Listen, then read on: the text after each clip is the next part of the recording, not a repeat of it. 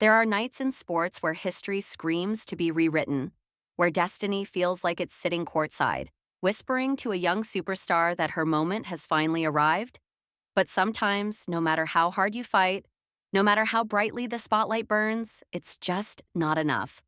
And June 22 in Las Vegas was exactly one of those nights for Caitlin Clark and the Indiana Fever because once again, and I do mean once again, the Las Vegas Aces, bruised, battered, doubted, and walking a tightrope after 3 straight losses, rose up from the ashes like a championship beast awakening from a nap, snatching yet another victory from Indiana in a fourth quarter surge that felt less like basketball and more like a statement of power, legacy, and cold blooded dominance as they outscored the Fever 31-20 in that final 10-minute stretch to walk away with an 89-81 win that was equal parts comeback and punishment. And if you've been following this rivalry, or let's be honest, this long, brutal, one sided feud, then you know that this wasn't just any game, because this was supposed to be the night that Caitlin Clark, the generational phenom, the prodigy with the weight of a franchise on her shoulders, finally cracked the code against the reigning queens of the WNBA. That this was going to be the night the Indiana Fever, youthful, hungry, and desperate for national respect, finally flipped the script on a team that has bullied them for half a decade straight. But fate and turnovers and a relentless aces squad led by the ice-cold precision of Aja Wilson had other plans, and while the Fever came out firing with energy and rhythm and even swagger at times, building a second quarter lead off a gorgeous 12-2 run and playing like a team that believed the streak was about to die, everything came crashing back to earth when Las Vegas, coached by Becky Hammon with the intensity of someone who had absolutely had it with losing, regrouped at halftime, walked out of that tunnel with fire in their eyes, and began to chip away, inch by inch, possession by possession, exposing every crack in Indiana's armor until the Fever's 6-point halftime lead evaporated like mist in the desert, and what started as a potential feel-good victory turned into a painful, familiar nightmare. And if you were watching, if you saw Caitlin Clark try to will her team to hold the line with slick passes, if you saw Aaliyah Boston battling like a warrior in the paint to post a game-high 26 points, if you watched Clark nail that deep second quarter three over Aja Wilson and saw her pound her chest like she was right there, then you felt it. That tug of possibility, that rare electricity that this might finally be the night that Indiana finished. But the problem wasn't just that the Aces got hot in the second half. The problem was that Clark's brilliance, her 19 points, 10 assists, and 3 rebounds, was wrapped in chaos. A brutal 8 turnovers and a cold-blooded 1 for 10 from three-point land that left fans everywhere asking the same question. Is it the pressure? Is it the physical defense? Is it just youth and fatigue? Or is it something deeper, some psychological hurdle the Fever just haven't yet cleared? Because when that fourth quarter started, Indiana didn't look like a team ready to close. They looked tense, rattled, slipping into that haunted feeling that comes with a 15-game losing streak growing fangs. And Las Vegas? They smelled it. They knew.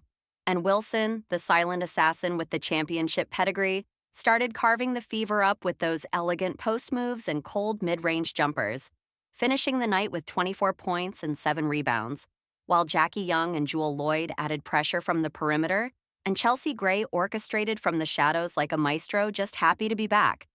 And suddenly that 10-point Fever lead from the second quarter looked like a mirage. Because once the Aces clicked, once they remembered who they are, not just defending champs, but dynasty makers, the game flipped.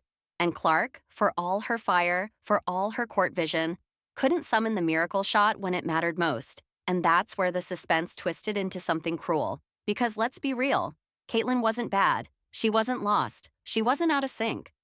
But the pressure of making history against that team, in that building, with those banners overhead and every missed 3 echoing louder than the last, it was too much, and the box score told a brutal story. 1 for 10 from deep, 19 points that could have been 30 if just a couple more had dropped, 10 assists that couldn't offset the avalanche of Aces buckets that buried the Fever in the fourth, and when the buzzer sounded and the crowd roared and the players hugged and the scoreboard read 89-81, it wasn't just another win for Vegas. It was a gut punch, a warning shot, a message sent to the entire league that even when they look vulnerable, even when you think they're on the ropes, the Aces don't panic, they strike. And now the number that no Fever fan wants to talk about, 16 straight losses to Las Vegas, is growing more poisonous by the day. A 5-year streak of futility that stretches back to August 27, 2019. Back before Caitlin Clark had even stepped onto a college court, back when the Aces were still building toward their eventual throne. And now, despite Indiana's flashes of brilliance, despite Boston's dominance, despite Clark's vision and hustle and heart, it all ends the same way, with Vegas walking off smiling and Indiana walking off wondering, again, what it's going to take to finally beat this juggernaut. Because make no mistake, this wasn't just another regular season game. This was a gut check, a reality check, a drama-filled saga played out on the hardwood where every loose ball, every missed free throw, every turnover felt like the deciding moment. And for all the highlights, all the anticipation, all the belief that this was the one, the result was a deja vu heartbreak that hits harder every time. And now we wait for July 3rd, the next chapter in this frustrating novel, when Clark and the Fever will have another shot, another chance to rewrite their fate, to shatter the streak, to prove to themselves and to the league that the gap is closing. Because you can feel it, right? It's not just about wins and losses anymore. It's about pride. It's about growth. It's about a rookie phenom learning the hardest lessons under the brightest lights. It's about a franchise trying to claw its way back to relevance by going through the fire. And sometimes that fire burns. And sometimes you lose a winnable game, and sometimes 8 turnovers overshadow 10 assists. And sometimes the ghosts of missed shots from the Golden State game follow you into Vegas.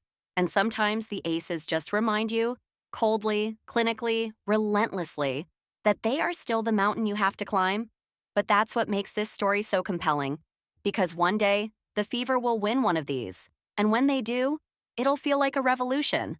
But until then, we're left with this. Another painful reminder that greatness doesn't go down easily. That legends don't fall just because you want them to. That dynasties don't crack without a fight. And on June 22nd, under the blinding lights of Las Vegas, we saw 2 timelines collide.